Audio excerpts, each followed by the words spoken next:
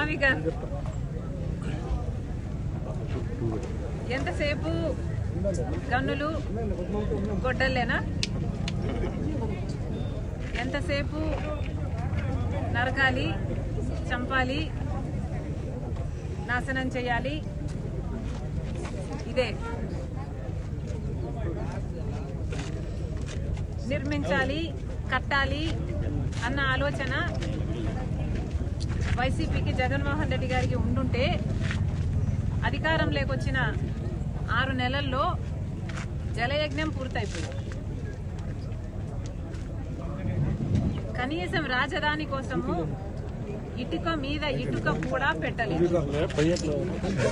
అధికారం లేకొచ్చిన కొన్ని రోజులకే ప్రజావేదిక అనుకుంటుంది, దాన్ని కూల్చేశారు.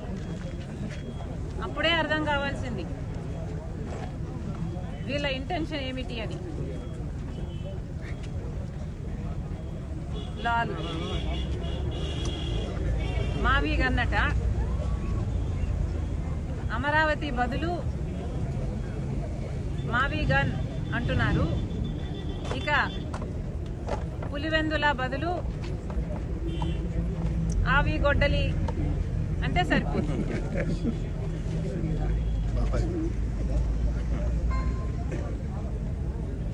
ఎలాగో మీరు గన్నులు, గొడ్డళ్ళు ఇవే మాట్లాడతారు కాబట్టి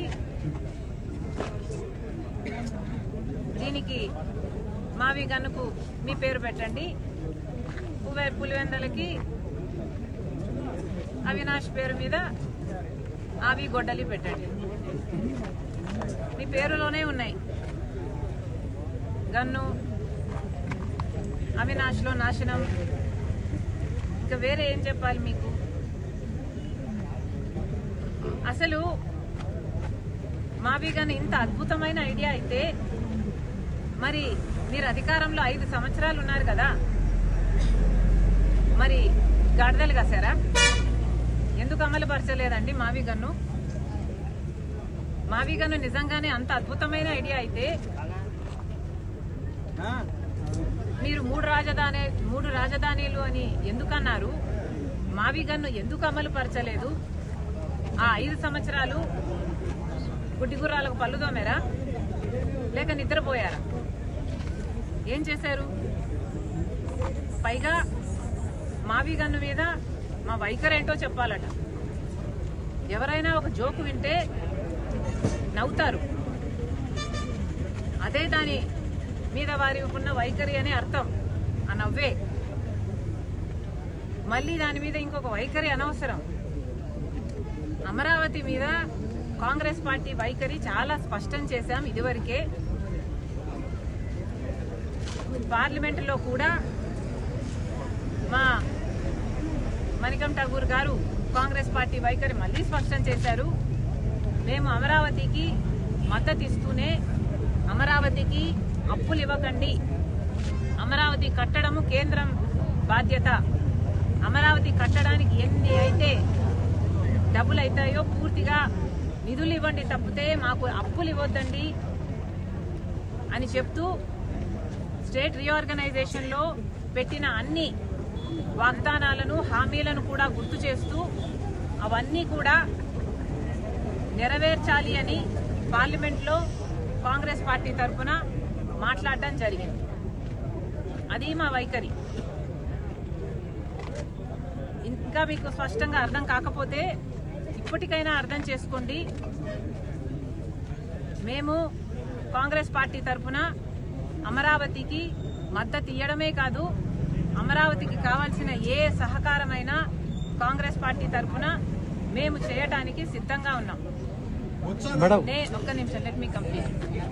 కేవలం అమరావతికి మేము మద్దతు ఇచ్చినందుకు, మావిగన్ను ఒక జోక్ అని మేము అన్నందుకు నేనేదో ఎవరి దత్తపుత్రిక, మోదీ గారి కూటమి ప్రభుత్వానికి దత్తపుత్రిక, కూటమి దత్తపుత్రిక అని మాట్లాడుతున్నా. పచ్చకామర్లు కమ్మినోనికి లోకమంతా పచ్చగానే కనిపిస్తుందట. జగన్మోహన్ రెడ్డి గారు బీజేపీతో అక్రమ పొత్తు పెట్టుకున్నారు. ఎందుకంటే బహిరంగ పొత్తు పెట్టుకునే దమ్ము లేదు. ఆయన ఓటు బ్యాంకు అనుమతించదు. కాబట్టి బీజేపీతో మోడీతో అక్రమ పొత్తు పెట్టుకున్నారు. మోడీ గారి దత్తపుత్రుడిగా ఇన్ని సంవత్సరాలు అధికారంలో ఉన్న ఇన్ని సంవత్సరాలు ప్రతి బిల్లుకు మద్దతు ఇచ్చారు. కాలర్ పట్టుకుని ప్రత్యేక హోదా తీసుకొస్తాను అని ఓట్లు వేయించుకున్న జగన్మోహన్ రెడ్డి గారు ఒక్కసారి కూడా ప్రత్యేక హోదా గురించి మోడీ గారి దగ్గర ప్రస్తావన తెచ్చిందే లేదు. కాబట్టి వీళ్ళు మోడీ గారికి దత్తపుత్రుడిగా బీజేపీతో అక్రమ పొత్తు పెట్టుకున్నారు. కాబట్టి మేము కూడా అలాగే వ్యవహరిస్తున్నామని వీళ్ళు అనుకుంటున్నట్టున్నారు. అయ్యా, మాకు అవసరం లేదు. చంద్రబాబు గారితో మేము అక్రమ పొత్తు పెట్టుకోవాల్సిన అవసరం మాకు రాలేదు, మాకు రాదు. ఇది కాంగ్రెస్ పార్టీ. రాజశేఖర్ రెడ్డి గారు ఏ లెగసీనైతే కాంగ్రెస్ పార్టీకి వదిలి వెళ్లారో ఆ లెగసీని మోస్తున్న వాళ్ళం మేము, ఆ ఐడియాలజీని మోస్తున్న వాళ్ళం మేము. మీలాగా బీజేపీకి మతం పేరుతో కులం పేరుతో చిచ్చు పెట్టే బీజేపీ పార్టీకి మద్దతిస్తున్న వాళ్ళం కాదు మేము. రాజశేఖర్ రెడ్డి గారు నిజమైన వారసులుగా, ఐడియాలజీకి మేము నిజమైన వారసులుగా మేము బీజేపీకి వ్యతిరేకంగా పోరాటాలు చేస్తున్నాం. కులాన్ని మతాన్ని అడ్డుపెట్టుకుని ఆ పేర్లు వాడుకొని చిచ్చు పెడుతుంటే మేము వ్యతిరేకిస్తున్నాం. పైగా ఏమన్నారండి, బొత్స ఏంటిది కాదు ఆయన కాదన్నా, మన కుక్క నేను కుక్కల మనం ఒప్పుకున్నాడు